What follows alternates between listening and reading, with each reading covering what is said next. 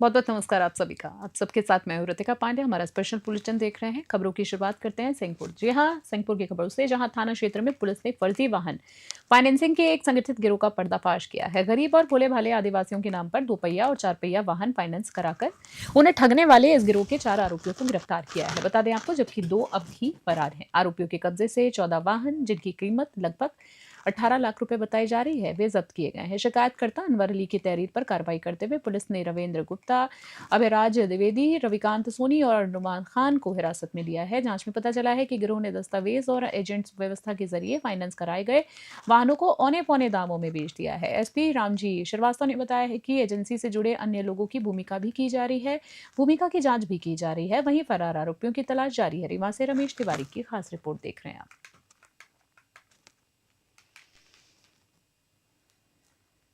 आती है ना, गाड़ी मिलती है ना, किसी को पता चलता है, कुछ समझ में नहीं आ रहा था। ऐसी कहानियां शुरू में 1 आध महीने मुझे कई शिकायतें प्राप्त हुई, मोटरसाइकिल की भी प्राप्त हुई, ट्रैक्टर्स की भी प्राप्त हुई। मैंने काफी लोगों से मेरे पास आई, तो जिस व्यक्ति की शिकायत आई उसके विरुद्ध है कि इसने कई लोगों की गाड़ियों के साथ ऐसा किया है।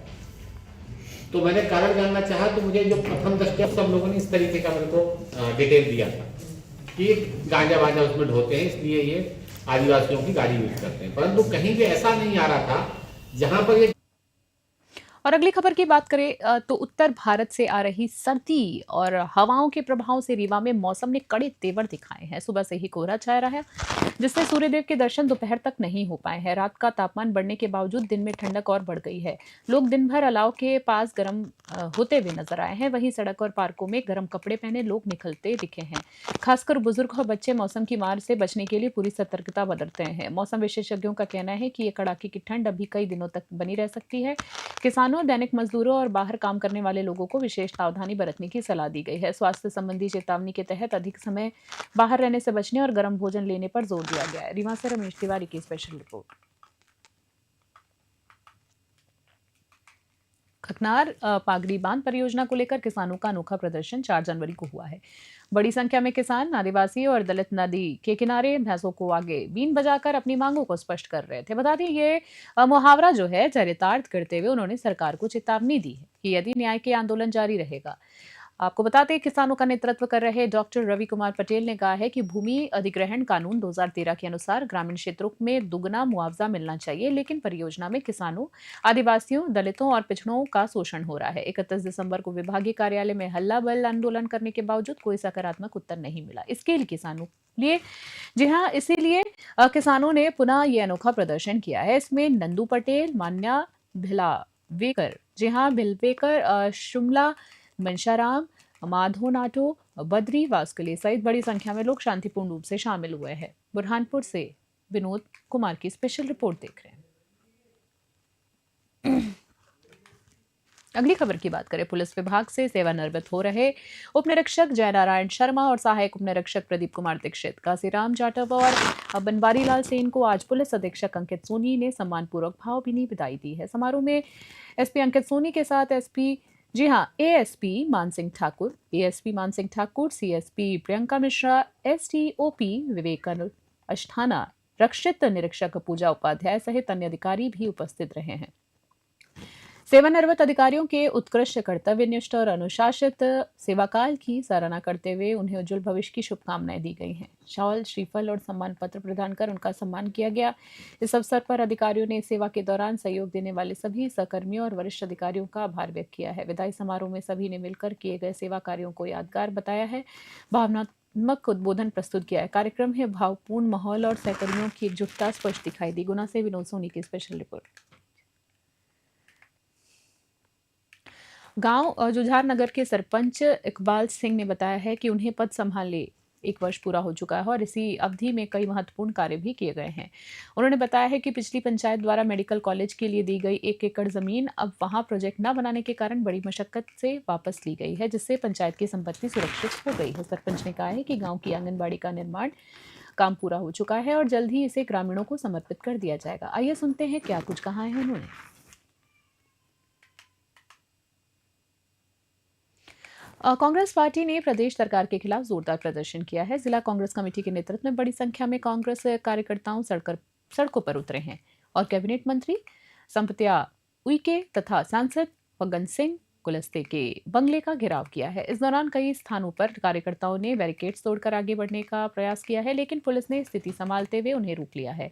बंगले के आसपास भारी पुलिस बल तैनात रहा है ताकि किसी भी तरह की अप्रिय घटना से निपटा जा सके। कांग्रेस नेताओं ने इंदौर में दूषित पानी पीने से हुई 15 लोगों की मौत को प्रशासनिक लापरवाही बताया है और सरकार को कटघरे में खड़ा कर दिया है। उनका कहना था कि सरकार की अनदेखी से आम लोगों की जानें जा रही हैं, जबकि जिम्मेदार अधिकारियों पर कोई कार्रवाई नहीं हो रही है। नेताओं ने चेतावनी दी है कि जब तक दोषियों पर कार्रवाई नहीं होती है, पीड़ित परिवारों को न्याय नहीं मिलता है, तब तक आंदोलन जारी रहेगा।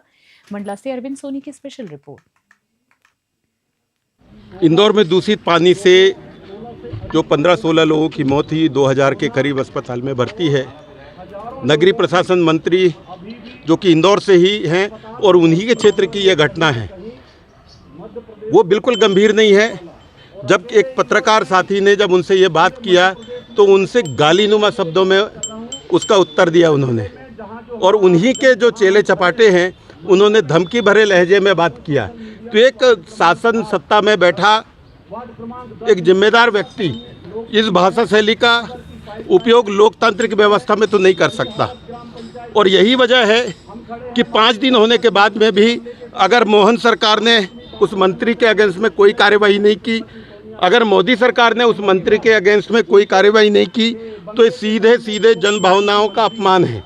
और यही वजह है मैं तो निश्चित रूप से आप लोगों का धन्यवाद करूंगा कि कम से कम आज हमारा मीडिया है, तो कम से कम जनता की बात को कम से कम स्पष्टता से रखने का मौका और जनता को एक सुनने और समझने का मौका आप लोग देते हैं। मध्य प्रदेश में 22 साल से भारतीय जनता पार्टी की सरकार है और किस तरह मध्य प्रदेश में अराजकता फैलते जा रही है, बेमौत लोगों की मौतें हो रही हैं।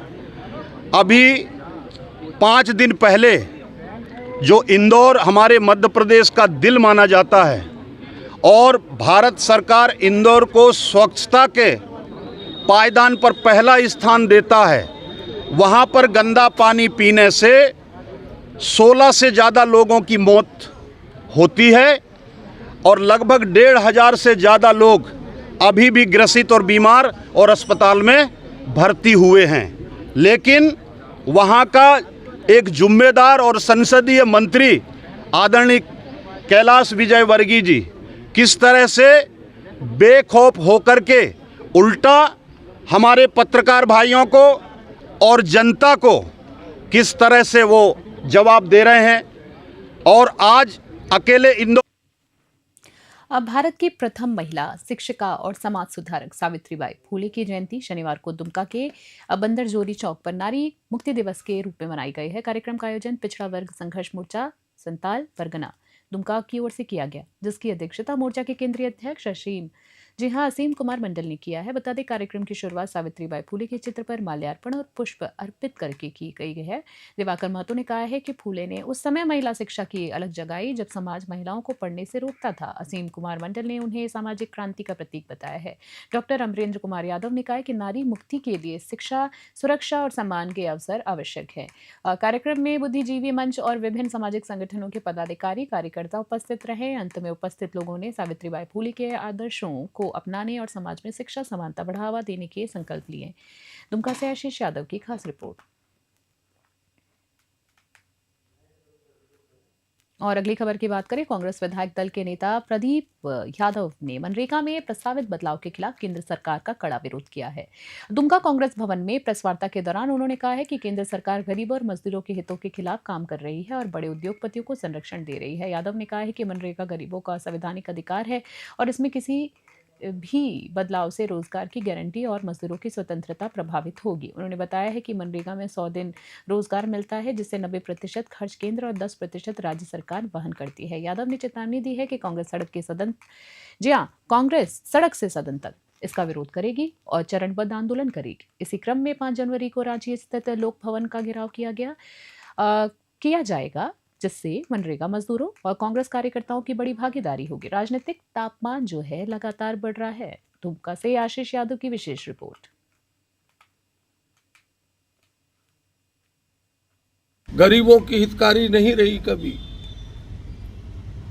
ये तो अडानी अंबानी जैसे लोगों के संरक्षण के लिए सरकार बनी है, इसलिए इन्हें गरीबों का दर्द क्या पता।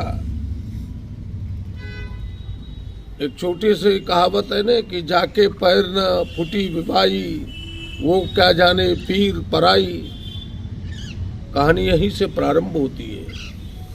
उन्हें गरीबों का दर्द का एहसास नहीं है, इसलिए इस योजना के मूल भावना के विपरीत वर्तमान भारत की सरकार ने वीवी ग्राम जी योजना प्रारंभ की है, जो मजदूर विरोधी है। मजदूरों के संवैधानिक काम देने के जो अधिकार हैं, उस अधिकार को वो छीनता है। कहीं इसके प्रावधान नहीं है। ग्राम सभा पंचायतों की स्वायत्ता को वो छीनता है। खास बुलेटिन में इतना ही। बने रहे न्यूज़ 21 फिलहाल से नमस्कार, जय हिंद, जय भारत।